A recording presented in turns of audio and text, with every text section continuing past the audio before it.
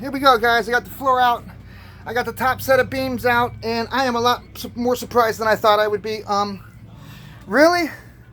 I'm just gonna have to reinforce this side because the beam down there and down there in the bottom, underneath it is not wet. It's everything drained to the bottom, so I should be able to latch onto that. So that's easily taken care of.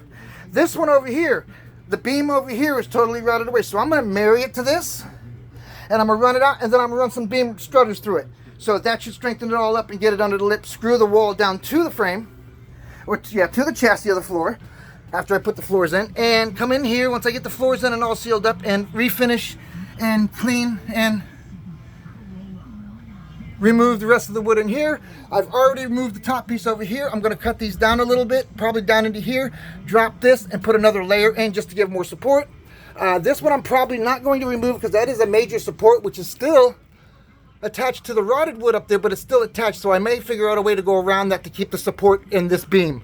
I'm definitely going to marry two beams on there because I'm not replacing the roof. So and there's fresh wood, and there's all fresh wood. I got lucky, guys. I thought the whole floor was going to be rotted out. I removed all the fiberglass. This will all be fiberglass, and one whole piece of new layer will be put down in here, and I will cut that section out over there, and I will cut that section out over there before I put the floor in. So that's my next job, is cutting that section out and seeing how far back that I have to replace. But guys, I'm getting there, man. And it is a lot more work than I expected, but guess what? When I'm done, I'm hoping, my eyes aren't as good, my hands aren't as good, I shake a lot. I'm hoping it's gonna be just as good, if not better, than when we bought it, because there won't be any leaks in it when I'm done.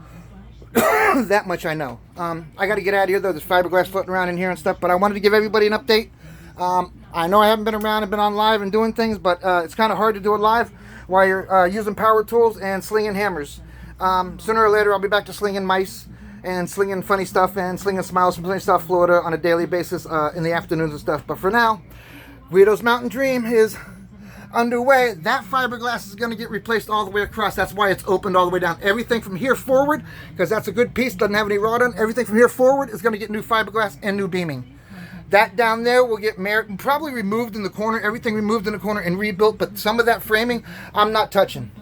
If I can stop the leak and I can seal the wood and put a new piece of wood on it and get what I need to back in here, I'm good with that.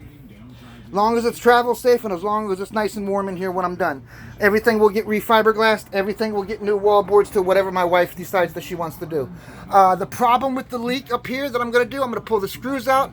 I'm going to flatten everything out. And then I'm going to JB weld with a piece of small metal in behind that and put 5200 underneath and all around that, as well as the outside. Kind of marry a plate up against that. Then put the drain back on. Which in theory should hold it in place right over where the screws are with the 5200 and should stop that leak. All that down there will get 5200, not your standard silicone. I'm going with boat industry stuff, guys. Anybody that knows anything about these things knows they leak, and the better product you use, the better you're better off down the long run. Now that little hole down there will probably just get 5200 from the inside and outside because it is on a black piece. You won't notice it. That's it, guys. Update number 16,000. I don't know, guys, how many I'm going to be putting out there, but you guys keep coming and checking them out, and I'll keep showing you what I'm going to do. Like I said, my next step is to cut this back here where there's no rot. Get up underneath the cabinet here and go up underneath and cut it inside, bring it up inside where the rot stops, and reattach the extra wall. I'm also going to fill this probably with that explosive filler or whatever it's called so that I can get all this sealed up. The window is not leaking. I put water on it. The window does not leak. It must have ran down from the thing here because I thought it was leaking. It is not.